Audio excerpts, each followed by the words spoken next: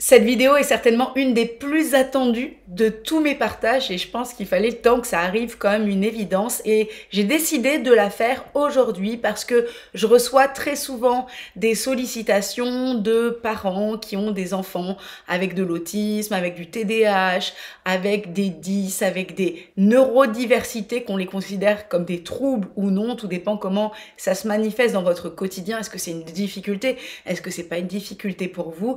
Mais c'est souvent qu'on me contacte et que les personnes gardent à l'esprit que je suis quand même la maman de 5 enfants avec des neurodiversités, certaines plus ou moins complexes à vivre avec un parcours selon les enfants plus ou moins difficile. Je vais vous parler de tout ça et je m'engage à le faire sans tabou, sans langue de bois, avec le plus de transparence, mais aussi avec le plus quand même de respect, de pudeur vis-à-vis de mes enfants, de ma famille, parce que c'est très important. Pour autant, il me semble essentiel de parler de ces sujets parce que tellement souvent, j'entends des parents qui ont peur, et je le comprends très bien, de parler des difficultés de leurs enfants. Certains même cachent, masquent auprès de l'école que leurs enfants sont reconnus avec un trouble, que ce soit de l'autisme, que ce soit du TDAH ou une autre des neurodiversités.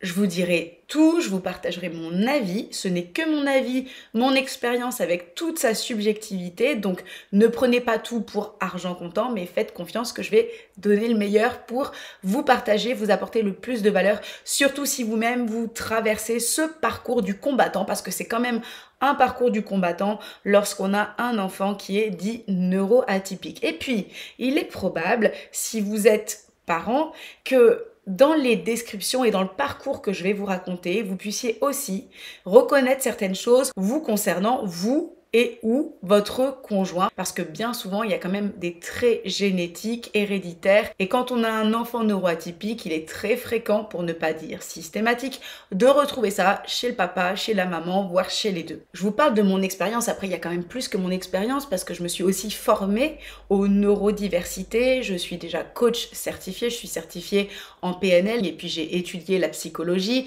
et j'ai suivi ce qu'on appelle un DU, un diplôme universitaire auprès de l'hôpital Le Vinatier à Lyon. C'est un DU qui s'appelle Autisme et troubles associés. Donc au niveau psychiatrique, c'est aussi considéré comme un trouble ou des troubles qui sont associés. J'ai beaucoup apprécié cette formation que j'ai suivie en 2016 et si je devais commencer par un point, ce serait ça. Ce que j'ai retenu de ce parcours qui s'est allé sur 18 mois de façon discontinue et on était formé par des professeurs, des psychiatres, des éducateurs spécialisés, des infirmiers, etc. C'est que ce qu'on sait, c'est qu'on ne sait rien. Et moi, j'aime beaucoup cette approche parce qu'il y a un truc qui m'a beaucoup marqué dans notre parcours avec nos enfants. Ce sont tous ces sachants qui affirment des points de vue sur vous, sur vos enfants, sur ce qu'est l'autisme, le TDAH, le HPI, le haut potentiel, tout ce que vous voulez. Tout le monde, ou beaucoup on va dire, affirme des choses, mais finalement ceux qui sont les plus sachants sur le sujet sont souvent ceux aussi qui restent les plus modestes en reconnaissant qu'ils ne savent pas grand chose. Moi j'apprécie beaucoup ce point de vue, donc je me joins à ces professionnels en disant que même si ça fait 41 ans que je baigne dans le milieu de la neurodiversité, mais aussi plus précisément bientôt 19 ans, l'âge de mon fils est né au moment où je vous parle, que je suis plongée dans la thématique des neurodiversités et que je travaille avec des personnes elles-mêmes neurodivergentes, eh bien oui, je considère que je ne sais pas grand-chose, déjà parce que chaque individu est unique et aussi parce qu'il n'y a pas de baguette magique. L'être humain, c'est complexe, mais je vais vous donner les caractéristiques, les traits et puis surtout ce que j'ai vécu. Alors c'est parti, je commence par le début. Si vous ne me connaissez pas encore, je suis Amélie Rigano, je vous invite à vous abonner parce que je partage beaucoup de valeurs sur le sujet, que ce soit pour les enfants, mais surtout ma particularité qui est d'accompagner les professionnels, les adultes, qu'ils soient ou non reconnus comme neurodivergents, mais moi ce que j'aime c'est la diversité, la richesse humaine. Et il est vrai qu'on attire aussi ce qu'on est et je me suis rendu compte dans mon parcours que j'attirais toujours des personnes qui ont une sensibilité hors des normes, que j'ai contribué soit à aider à découvrir leurs particularités, ou bien ces personnes le savaient déjà et elles entraient facilement et naturellement en interaction avec moi. Et en général, lorsque je présente mon parcours avec mes enfants neuroatypiques, eh bien les personnes qui sont concernées par le sujet forcément se sentent impliquée. J'ai rencontré celui qui allait être mon futur mari à l'âge de 14 ans et on est tombé très rapidement amoureux. On s'est fréquenté de très près dès l'âge de 15-16 ans. Ça a été une grande histoire d'amour, de cœur, de passion entre nous. On s'est mariés, on avait à peine 21 ans. Et notre parcours aussi à nous deux est particulier parce qu'à notre époque, on ne savait pas nommer les neurodiversités. Et si Steve a eu un test de QI qui a été fait lorsqu'il était enfant parce qu'il avait des fonctionnements déjà qui interrogeaient, on avait testé qu'il avait un QI très élevé. Mais à l'époque, à part dire que votre fils est super intelligent, on n'accompagnait pas, et en particulier ce qu'on n'accompagnait pas, c'était la partie émotionnelle. Et c'est vrai que cela nous a quand même causé de grosses difficultés à l'âge adulte parce que déjà, n'importe quel individu qui se construit et qui ne se connaît pas vraiment, qui n'a pas fait ce travail de développement personnel, ça peut être difficile, mais encore plus lorsqu'on a des neurodiversités, qu'on ne sait pas et qu'on se heurte à certaines difficultés de la vie, eh bien on a connu quand même un chemin, un parcours de vie compliqué. Je voudrais vous parler aussi de nos enfants. Nous sommes devenus parents de Mathéo jeunes puisqu'on avait 22 ans et ça a été un premier enfant, un bébé très facile. On a des souvenirs très agréables de Mathéo en tant que bébé, dans sa petite enfance.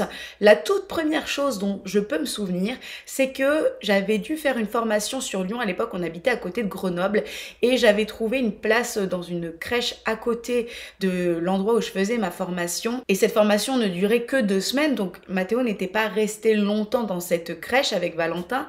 Et Mathéo était petit, il avait un petit peu plus de 2 ans. Et je me souviens que le premier jour où Mathéo est resté dans cette crèche, lorsque je suis allée le chercher à la fin de la journée, une jeune femme qui était psychologue et qui était en tournée sur cette crèche me prend à part après la journée pour me faire un petit bilan et me dit qu'elle s'interroge sur certains comportements qu'elle a observés chez Mathéo, dans la manière d'interagir avec les autres enfants, dans la manière de jouer avec les jouets, et elle me dit que ça lui fait penser possiblement à de l'autisme et elle m'encourage à suivre, à questionner les personnes de sa crèche habituelle et à le faire suivre. Et moi, à cette époque-là, je trouve ça complètement ridicule, donc je lui dis pas, mais ça me dérange beaucoup. Je reprends mes 2 bébés, je rentre chez moi et je me dis ouf, ça va être compliqué ces 2 semaines, vivement que ce soit fini et que l'on me laisse tranquille. Et lorsque j'ai repris les habitudes, où Mathéo est retourné à sa crèche, il y allait très peu, je crois 2 demi-journées par semaine à ce moment-là, je fais part de ce qui s'était passé aux personnes qui le gardaient, qui me disent non Mathéo, ça va très bien, il n'y a pas de souci, tout va bien.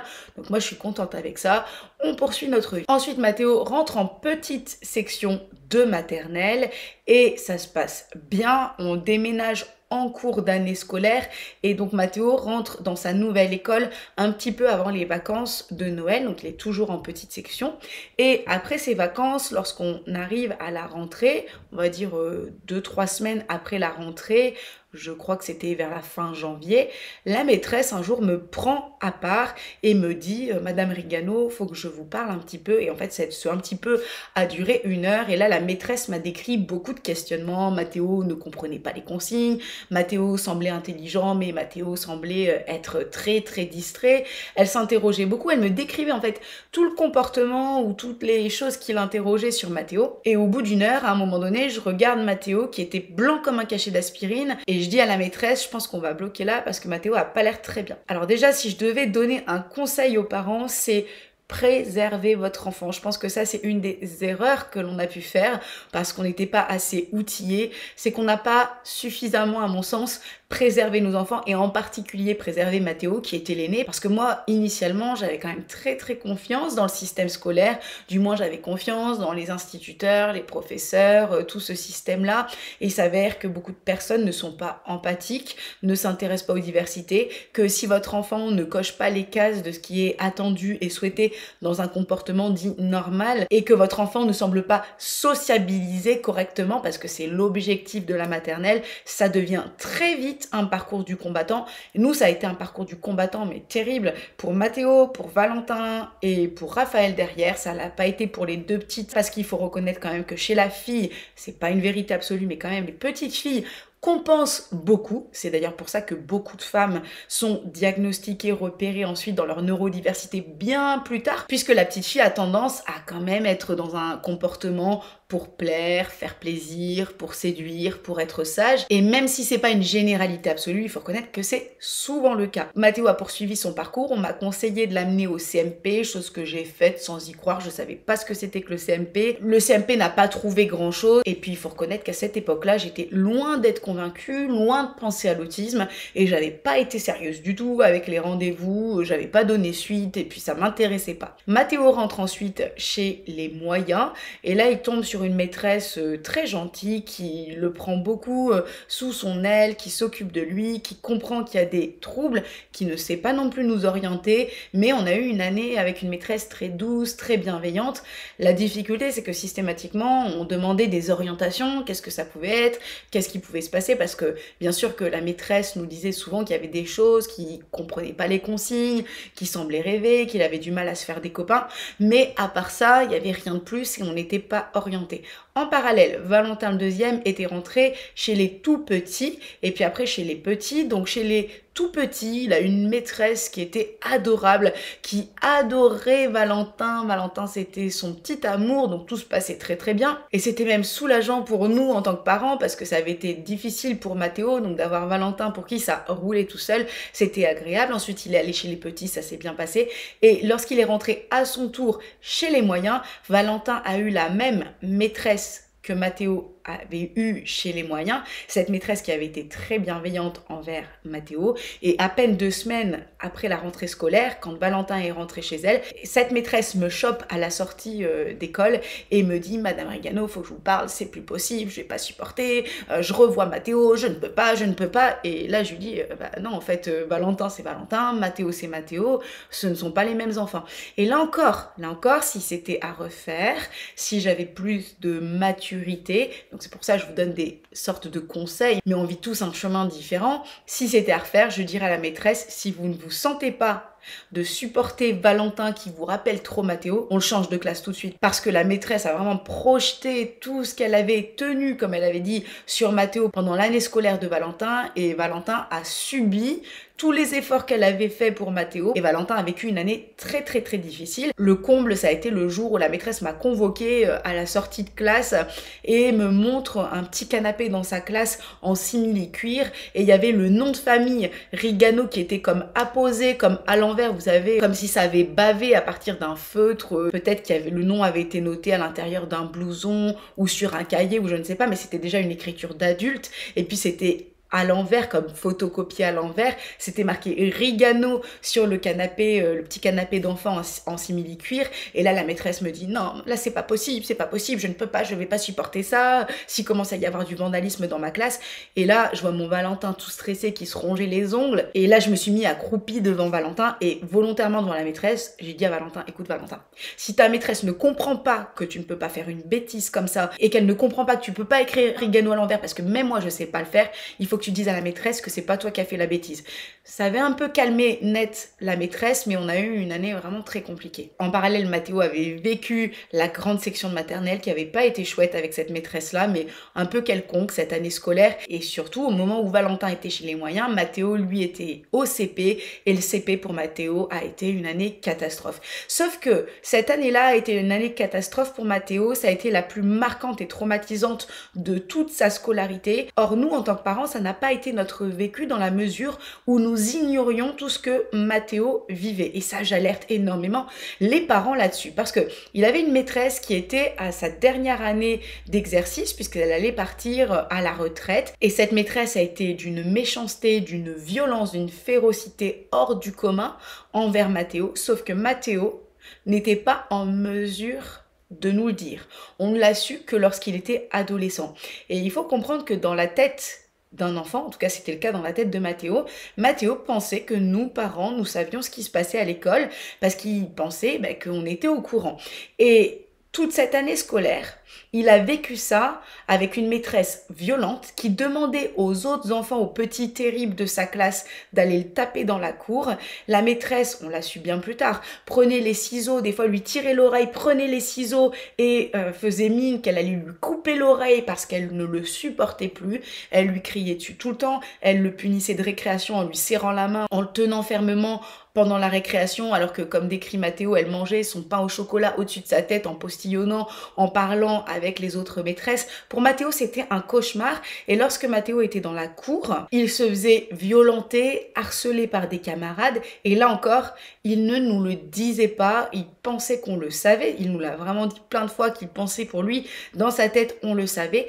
Et comme c'était un enfant un peu gauche, un peu pâteau, à chaque fois, il rentrait de l'école avec ses vêtements déchirés. Et à cette époque-là, j'aimais bien les faire tout beaux. Ils avaient tout le temps des jolis petits vêtements. Je mettais des chemises, des jolis pantalons de petits garçons. Et je lui disais systématiquement, écoute Mathéo, là t'as un pantalon tout neuf. En plus c'était l'aîné, donc il avait vraiment des vêtements tout neufs. Je lui disais, Mathéo, ton pantalon il est beau, tu me le ramènes entier ce soir. Je veux pas qu'il soit déchiré. Puis à chaque fois, je le récupérais de l'école. Je lui disais, oh, t'as encore déchiré ton pantalon. Donc bon, je le disputais pas vraiment, mais à chaque fois quand même, je le rabrouais parce que j'étais pas très contente parce que ses pantalons étaient déchirés. Sauf que ses pantalons étaient déchirés parce qu'il se faisait massacrer, tabasser, traîner par les méchants camarades dans la cour. Donc Mathéo a vraiment vécu une année terrible. J'ai su plus tard qu'il y avait des enfants qui le mettaient dans les toilettes et qui lui mettaient la tête dans la cuvette des toilettes. Enfin, vraiment, il a vécu des choses atroces et ça, je trouve que c'est le plus terrible parce que ça laisse des séquelles et clairement, Mathéo a eu énormément de séquelles affectives, émotionnelles, psychologiques concernant cette année de CP. Et puis Mathéo est passé en CE1 et c'est lors de cette année-là que j'ai commencé à parler d'autisme parce que je me rappelle que l'on me reprochait ou qu'on reprochait à Mathéo de ne côtoyer qu'un seul petit garçon qui lui-même était dans une classe Ulysse. Il s'appelait Yanis et ce petit Yanis était dans une classe Ulysse en tant qu'enfant autiste et la maîtresse reprochait que Mathéo n'attendait que le fait que Yanis sorte dans la cour. Quand Mathéo était en récréation et Yanis n'était pas encore sorti en récréation, Mathéo attendait devant sa porte et ça a posé beaucoup de difficultés pour le corps enseignant parce que Mathéo ne se sociabilisait pas avec les autres et puis un jour ça m'a un peu agacée. J'ai dit, au lieu de reprocher que Mathéo n'aille pas vers les autres et qu'il aille que vers ce petit garçon qui est autiste, est-ce qu'on peut pas prendre les choses à l'envers et se dire que peut-être que Mathéo il a des points communs et il est autiste. Et là on m'a regardé avec des yeux ronds, non mais qu'est-ce que j'avais pas dit, mais on peut pas dire ça, Mathéo il est pas autiste, c'était comme si j'avais insulté mon propre enfant. Et finalement c'est moi en tant que maman qui ai été la première à mettre ce mot d'autisme sur les particularités de Mathéo. Et ça c'est très fréquent quand j'entends des parents qui me racontent leurs récits, leurs questionnements.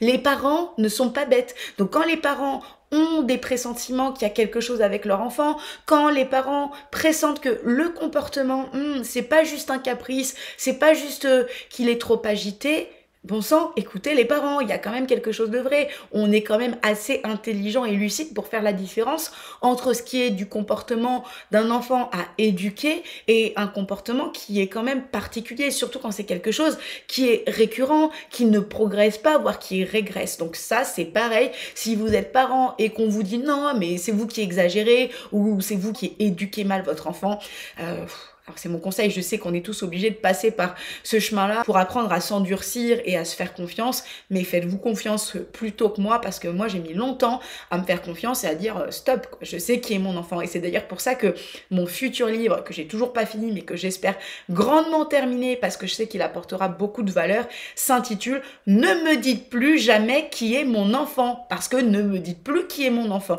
Et d'ailleurs ce titre-là, cette phrase-là, elle m'est arrivée en tête lors d'une ESS, les équipes de suivi de scolarité, si je ne me trompe pas. Donc là, c'était pour Valentin. Alors même si ça a été pour Mathéo que ça a été le plus compliqué, ça a été quand même Valentin qui a souvent été un déclencheur de beaucoup de choses parce que ça faisait comme un écho de ce qu'avait déjà vécu Mathéo de manière différente parce qu'ils n'ont pas les mêmes particularités. Et je pense qu'à chaque fois que Valentin vivait des choses comme ça, il y avait cet effet saturation trop plein pour Steve et moi, et particulièrement pour moi, parce que Steve, si ça avait été seulement lui, il aurait dit stop, parce qu'il a peut-être plus d'affirmation à ce niveau-là. En tout cas, il en avait plus à ce moment-là par rapport au fait qu'il a un caractère plus tranché que moi. Et puis moi, je vous dis, j'avais ce côté, je faisais quand même assez confiance à la base au système scolaire. Et donc un jour, je vais à cette ESS pour Valentin, j'étais toute seule parce que Steve gardait les enfants. N'oublions pas qu'entre-temps, on avait quand même eu Raphaël et puis peu de temps après, on a eu Clémentine et Violette est arrivée encore un petit peu après. Mais à ce moment-là, on avait 3 ou 4 enfants. Là, je sais plus si Clémentine... Oui, Clémentine était toute petite. Donc, je suis allée toute seule puis Steve gardait les enfants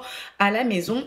Et puis, je m'attendais pas à ce qui allait se passer. Donc, j'arrive dans cette réunion et là, j'ai eu l'impression de passer devant un tribunal. Il y avait la directrice de l'école, la maîtresse, l'infirmière scolaire, une psychologue et une autre personne, je sais même plus qui c'était, qui côtoyait plus ou moins Valentin. Bref, j'avais vraiment devant moi, autour de moi, un tribunal et ça a été pendant à peu près 1 heure, juste un procès de Valentin, de tout ce que Valentin faisait de mal. Donc Valentin poussait des cris comme un singe dans la cour. Valentin mettait le doigt comme ça sous le nez de la maîtresse et ne la laissait pas respirer. Valentin bougeait et ne tenait pas en place. Valentin n'avait pas de copain, était complètement associable. Valentin ceci, Valentin cela. Et puis au bout d'un moment, j'ai demandé à la maîtresse, mais finalement, il y a vraiment rien que Valentin fait de bien.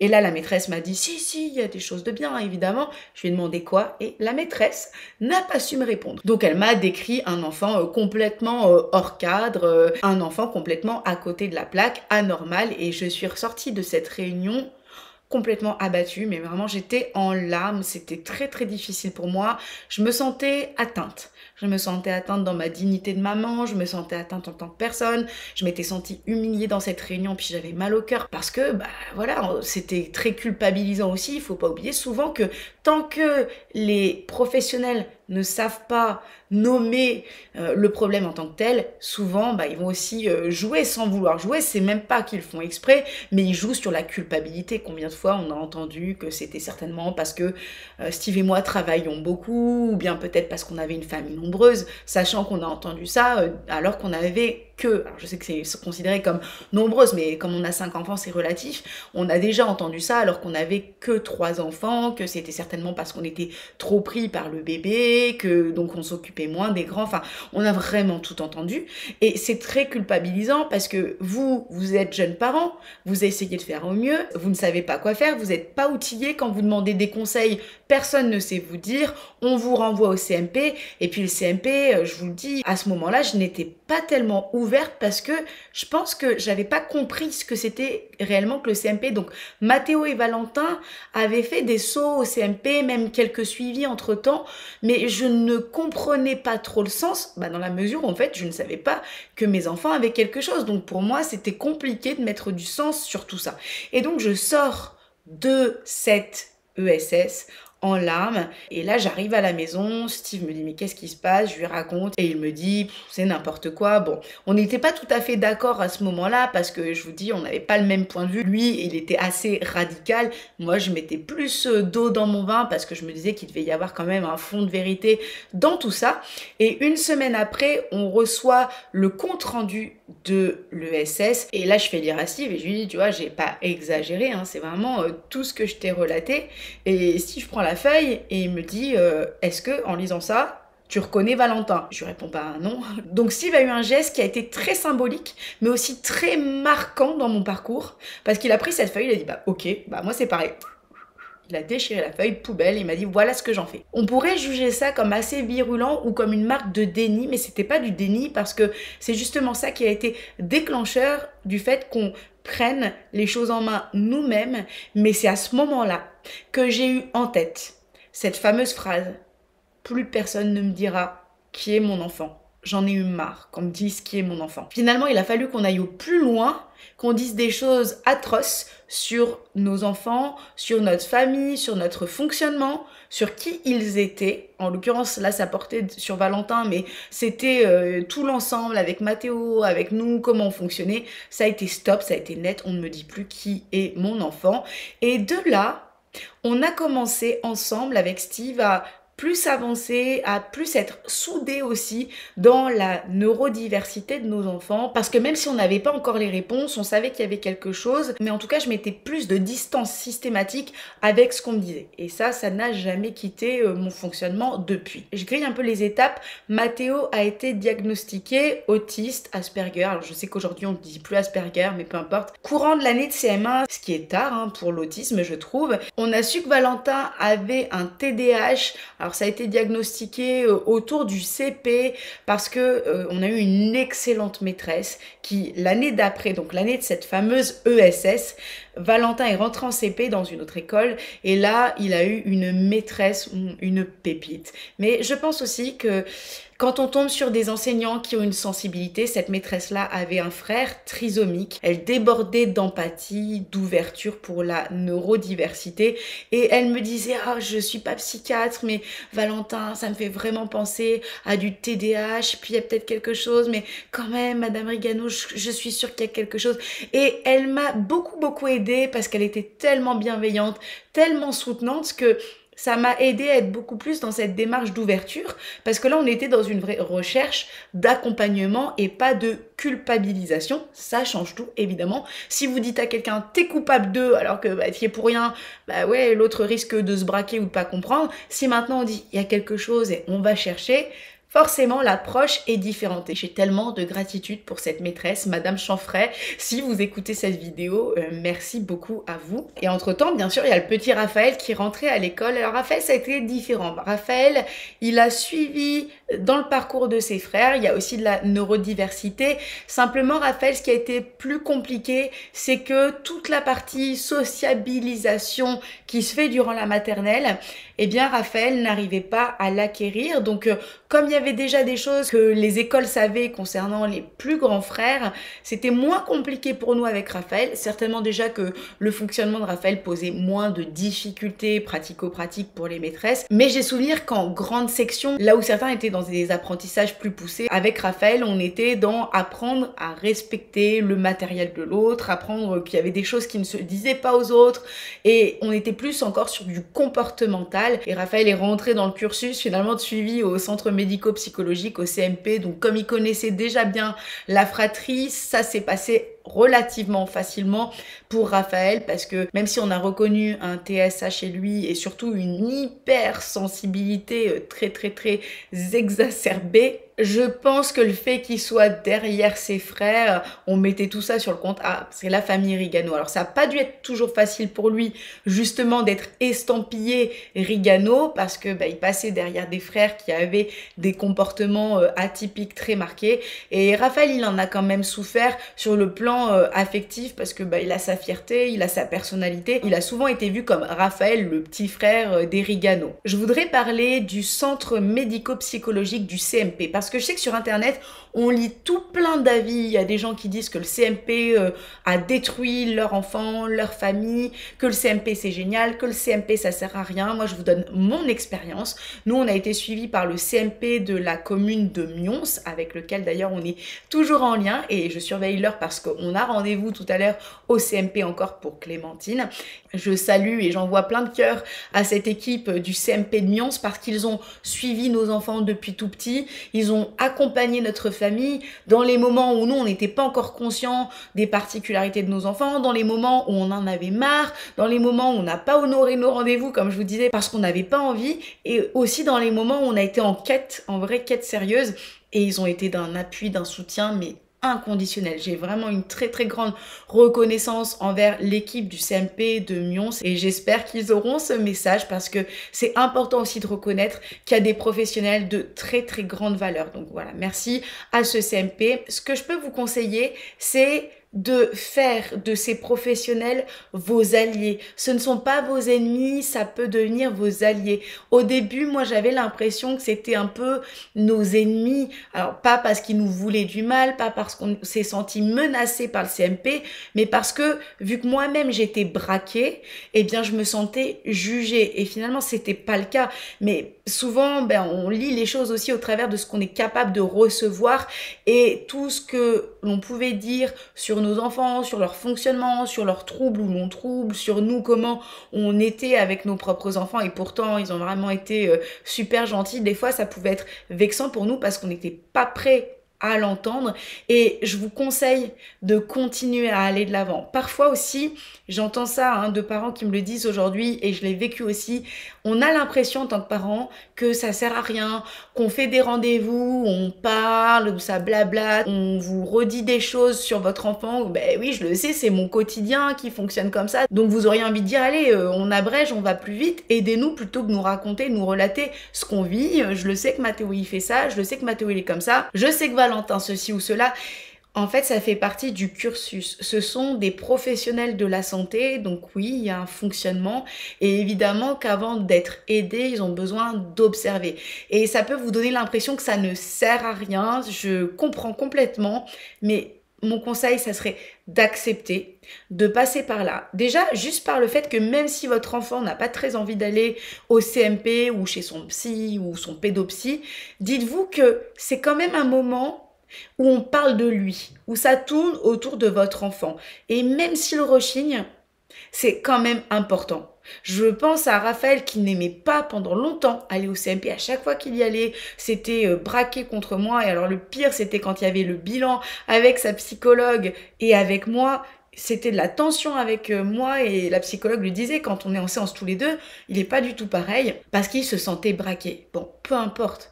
C'est quand même un moment pour votre enfant, pour votre famille, pour vous accompagner. Et c'est vrai que pendant un temps, vous avez l'impression de ne pas avoir plus de réponses que ça. Acceptez le fait que ça va vous faire avancer parce qu'à un moment donné, vous allez avoir, vous savez, ce petit truc, cette phrase qui tombe de nulle part, qui va éclairer votre chemin. Et puis ce petit bout, et puis ce petit bout, et puis ce petit bout. Et parfois, il suffit tellement peu pour que vous avanciez, que vous ayez la piste, le petit truc qui fait la différence. Et je vous assure qu'il n'y a pas eu de rendez-vous au CMP qui n'ait été révolutionnaire. Parfois, ça a été juste le mot gentil qu'on a reçu qui est déculpabilisant en tant que parent, parce que la culpabilité des parents, bon sang, elle est juste énorme. Nous, on l'a vécu, mais quand j'entends les parents qui me parlent, ça me fait tellement mal au cœur, parce que non seulement vous vivez ça, en plus les autres, souvent ne vous aident pas parce qu'ils savent pas quoi faire. Parfois les familles, je l'entends souvent, les grands-parents ne veulent plus garder les petits-enfants parce qu'ils sont trop difficiles, ou le reste de la famille n'aide pas les parents sont au bord du burn-out. Mais ayez de la bienveillance envers vous-même. Donc je vous disais parfois, juste ce petit mot qui enlève la culpabilité, oh, ça fait du bien, laissez-vous soutenir. Ce petit truc, cette petite astuce où vous vous dites, non mais c'est pas ça qui va faire la différence, parfois c'est ça qui fait la différence. Et puis, tout cet accompagnement fait que finalement, un jour, vous faites équipe. Et nous, c'est ce qui s'est passé avec ce CMP, c'est qu'on a fini par faire équipe. Et lorsque Mathéo a eu 16 ans, 17 ans, que c'est devenu très difficile à une période de l'adolescence, je vous assure qu'heureusement qu'on avait fait équipe avec ce CMP, parce que c'était tellement chouette quand il se passait quelque chose, une crise et qu'on savait pas gérer, d'envoyer un mail à la pédopsychiatre qui, nous connaissant, savait que lorsqu'on écrivait, c'était quand même que c'était drôlement sérieux, qui nous aidait très très vite à prendre les choses en main lorsqu'il a fallu hospitaliser Mathéo, lorsqu'il a fallu réagir, lorsqu'il a fallu donner certains traitements. C'est top de faire équipe avec ces professionnels. Alors je sais que c'est pas toujours possible et il y a des professionnels clairement qui ont été odieux, atroces avec nous. Je vais vous raconter quelque chose et ça c'est très très fort parce que je vous préviens aussi en tant que parent d'enfants neurodivergents, vous allez certainement entendre des verdicts, des diagnostics qui tombent de nulle part et qui vont vous blesser d'autant plus que ça vient de personnes qui ont des grades, qui sont des psychiatres hyper qualifiés. Je répète, par rapport à ce que je vous ai dit tout à l'heure quand j'ai suivi mon DU auprès de l'hôpital psychiatrique du Vinatier. J'ai été formée par un grand nombre de professeurs, de psychiatres, de psychologues et de toute une équipe durant cette formation et ce parcours. Et je peux vous dire que les meilleurs,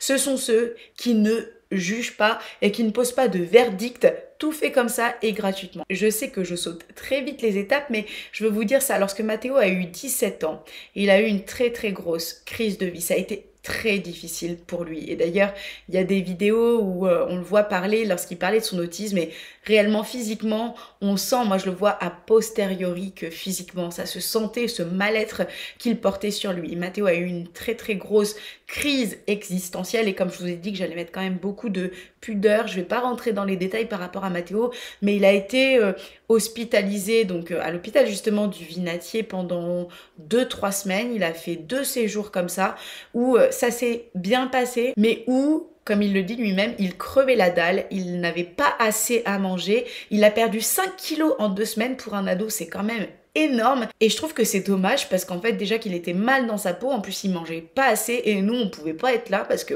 forcément on pouvait pas aller le voir tous les jours et puis la seule chose que je pouvais lui faire c'était lui amener des petites courses, des petites provisions. Alors tous les jours je passais puis j'amenais un sac avec ce qu'il aimait manger, hein. Je suis une maman donc voilà, je cherchais à faire plaisir on lui mettait des petits mots, des petits courriers, je lui mettais des chocolats, ma maman qui faisait aussi, qui lui envoyait des choses, la crème de marron, des choses comme ça. Enfin, on essayait de lui faire plaisir. Je comprends le principe, mais je trouve ça regrettable, ou du moins ne faites pas perdre 5 kilos à un jeune homme qui est en plein développement physique et qui est en plus en train de traverser une dépression.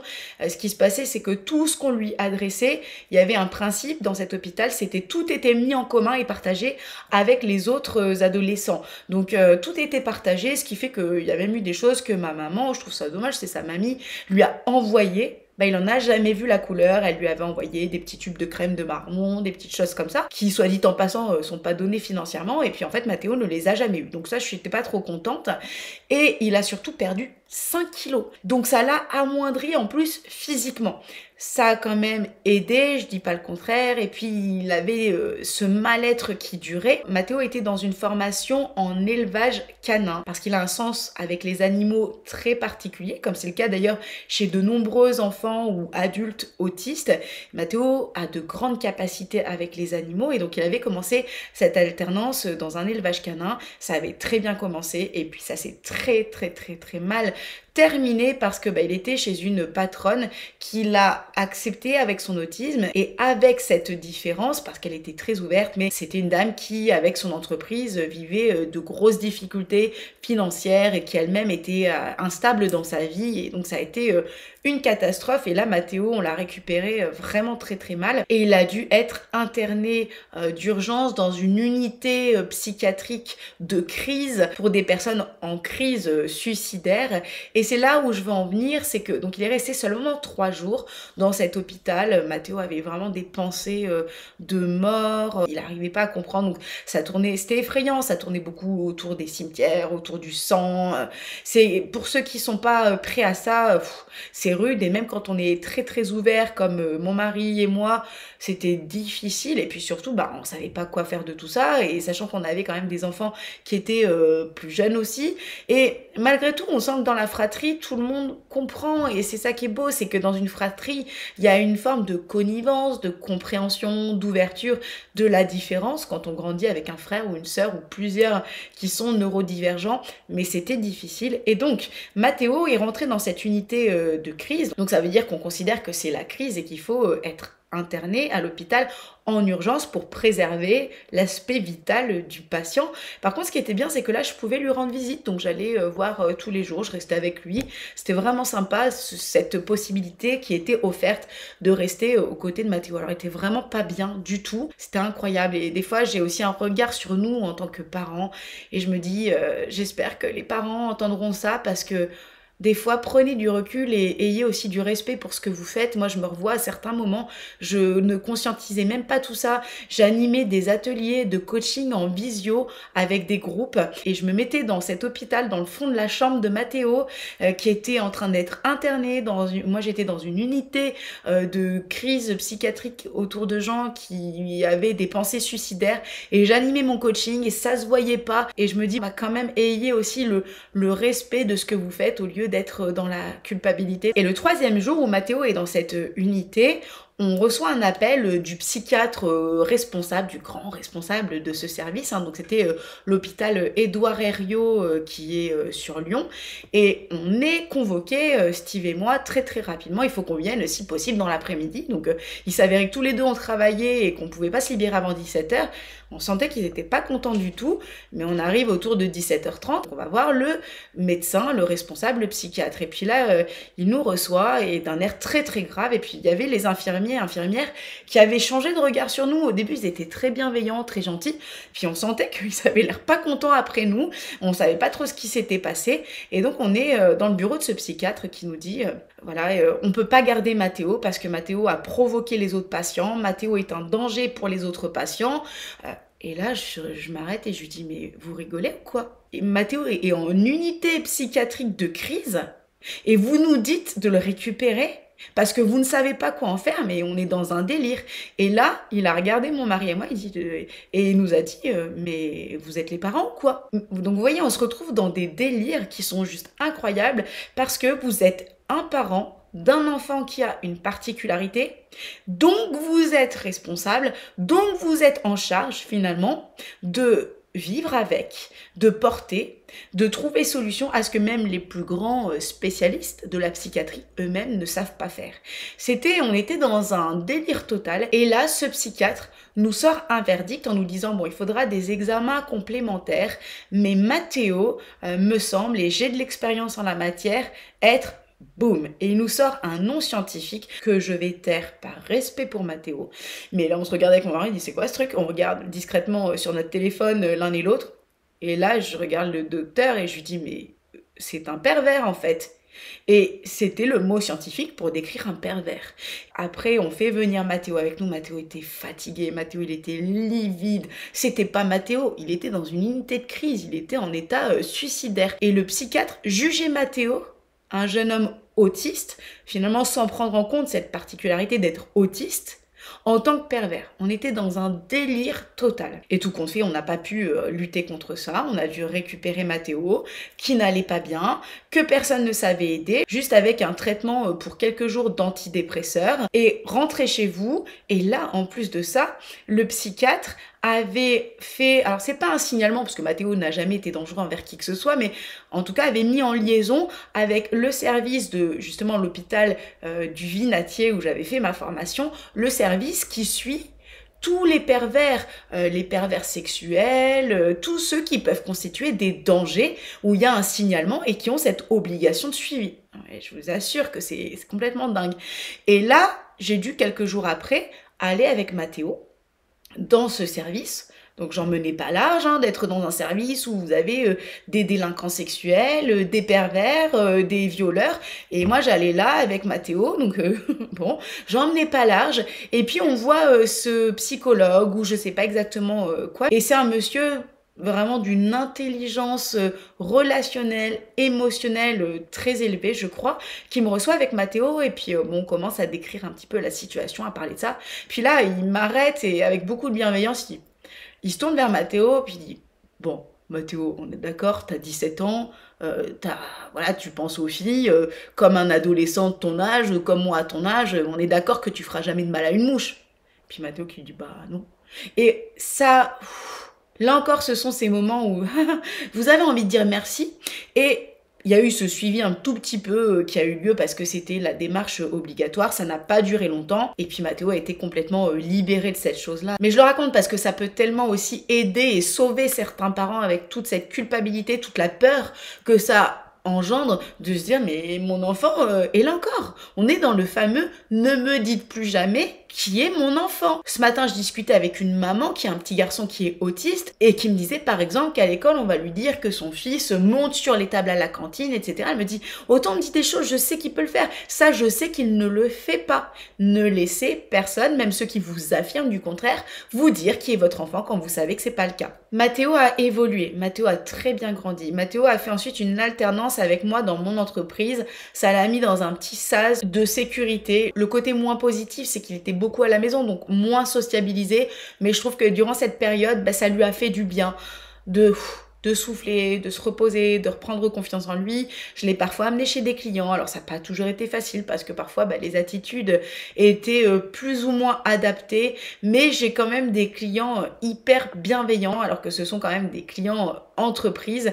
Et finalement, les autres qui ne sont pas dans ces sujets-là sont souvent tellement plus bienveillants que ceux qui baignent dedans, parce que quand vous baignez dedans, vous n'avez pas ce regard de détachement. Ouais, en même temps, c'est rigolo.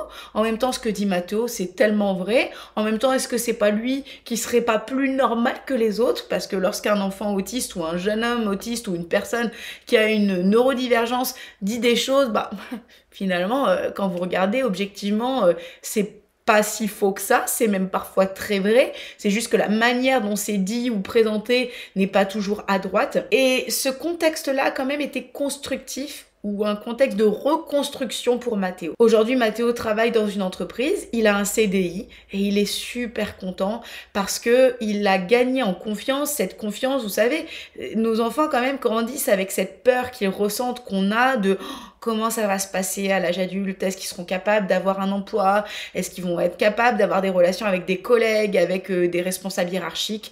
Je peux pas vous dire ce qu'il en sera pour votre enfant, mais ce que je peux vous dire, c'est que waouh, je suis bluffée de la manière dont ça se passe pour Mathéo. Évidemment qu'il va avoir des grosses difficultés liées à son autisme, parce qu'il va certainement tomber sur des gens qui seront ni bienveillants, ni bien intentionnés, voire très mal intentionnés. Mais faites confiance aussi à la vie. Mathéo a quand même aussi été arnaqué. Beaucoup arnaqué depuis qu'il a 18 ans avec ses comptes bancaires. Dès qu'il a eu ses premiers salaires, donc c'était même avant ses 18 ans, quand il a eu son premier salaire d'alternance, il est sorti en ville à Lyon et il s'est fait arnaquer par un gars qui a réussi à lui faire prendre sur son compte plus de 700 € en lui racontant des choses comme quoi il allait perdre sa fille, il fallait l'aider. On a des enfants qui sont d'une bienveillance, d'une innocence incroyable et autant parfois ils peuvent être très obtus et très têtus, les autistes, mais ils sont aussi très bienveillants et très naïfs. Donc ouais, c'est ce paradoxe-là qui est très difficile aussi à vivre pour nous en tant que parents. Et à ce jour, on a Valentin qui a 17 ans, qui vient de passer son bac blanc de français. Valentin travaille hyper bien à l'école. Valentin est parmi les premiers de sa classe.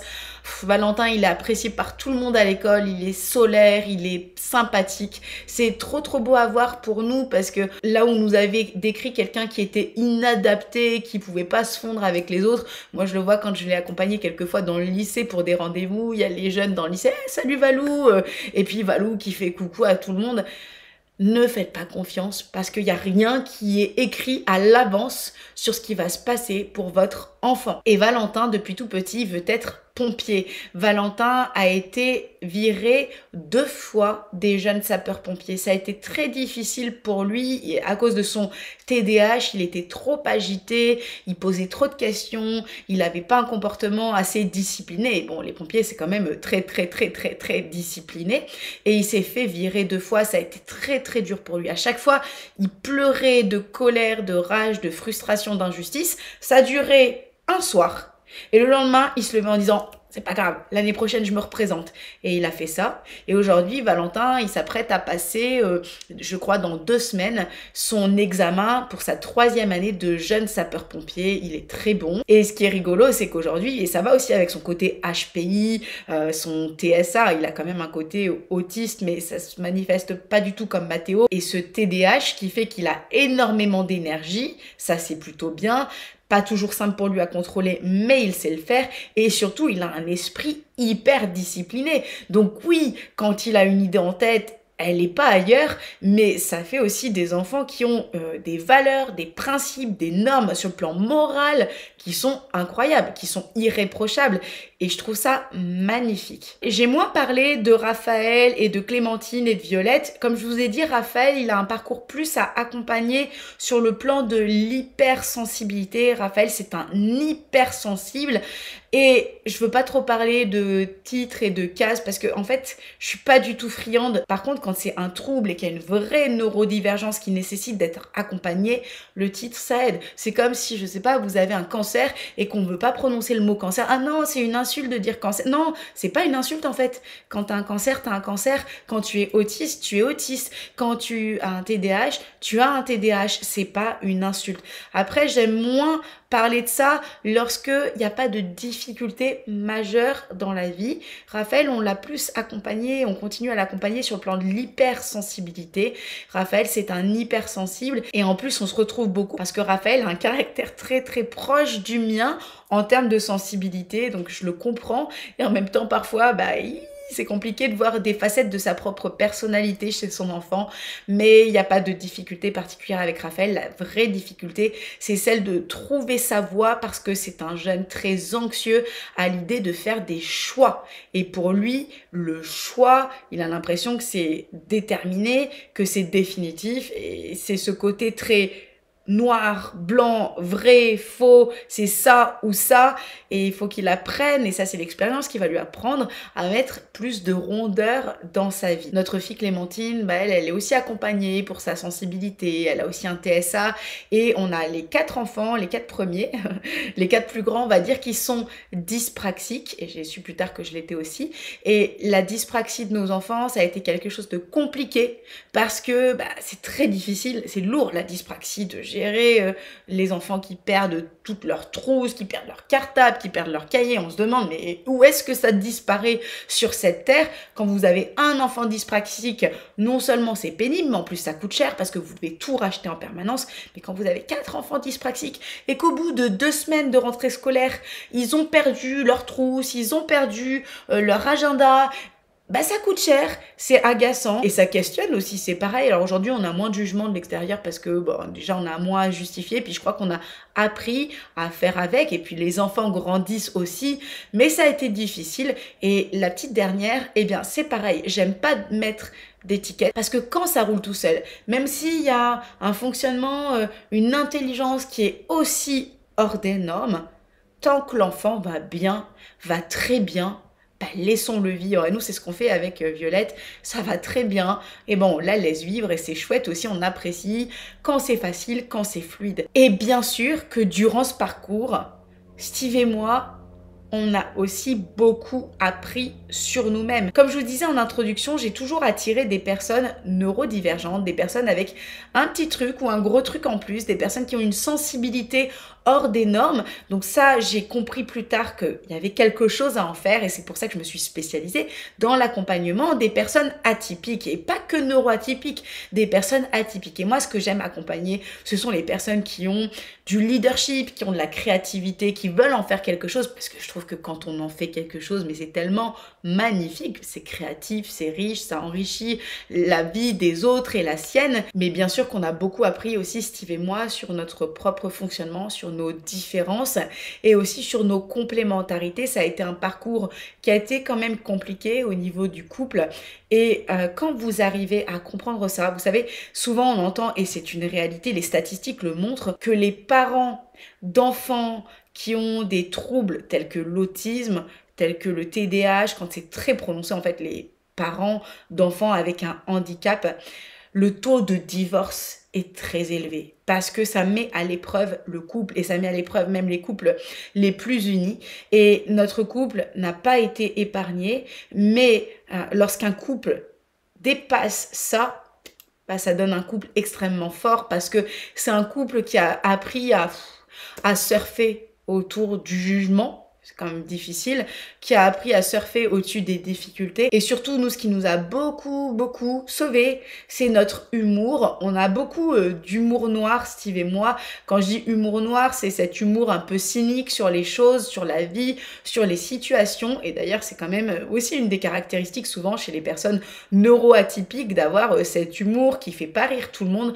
Nous, on l'a beaucoup entre nous et ça nous a tellement aidé. Vous savez, quand on a eu ce psychiatre qui nous a dit que notre fils était un pervers avec un nom méga scientifique, heureusement qu'en rentrant chez nous, on a déliré sur le sujet. Sinon, vous devenez fou. J'aurais encore envie de vous dire tellement de choses, mais pour conclure, j'ai créé une académie qui s'appelle l'Apithic Academy. Alors, c'est pas l'académie des personnes autistes ou TDAH ou neurodivergentes, hypersensibles. J'ai créé une académie de coaching, de parcours. C'est un parcours qui dure 9 mois où j'accompagne les personnes qui sentent qu'elles ne fonctionnent pas comme tout le monde. Et en fait, nous sommes légion qui sentent qu'elles ont quelque chose qui n'est pas comme tout le monde. Alors vous allez me dire peut-être, mais je crois que si vous êtes allé jusqu'au bout, c'est que ça vous parle. Certains diront, bah, on est tous différents, on est tous uniques. Oui, comme je le dis souvent, on est tous uniques, mais on n'est pas tous atypiques. Et cette académie, elle existe pour vous accompagner, que vous soyez entrepreneur ou non, elle existe pour vous booster, pour vous muscler, pour faire de votre spécificité une force.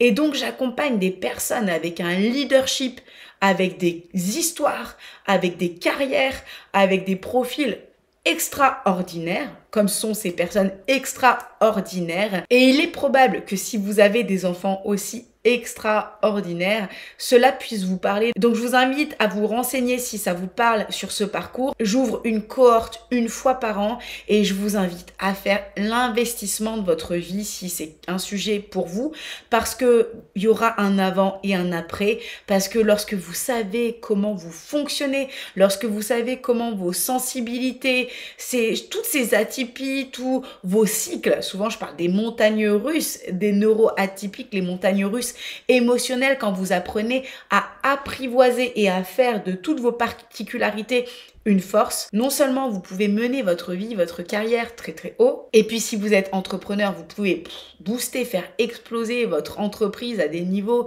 exponentiels, mais aussi si vous êtes conjoint, parent, vous allez vous comprendre vous et vous allez vous bonifier, mais vous allez aussi pouvoir comprendre différemment les autres. Voilà le partage que j'avais à vous faire aujourd'hui. C'est un partage qui vient des tripes, mais c'est aussi finalement un partage qui est très sain parce qu'il vous raconte ce parcours. C'est vrai que ça pourrait encore durer des heures et des heures, mais si j'avais un message de conclusion pour tous les parents d'enfants neuroatypiques, ne laissez plus jamais personne vous dire qui est votre enfant.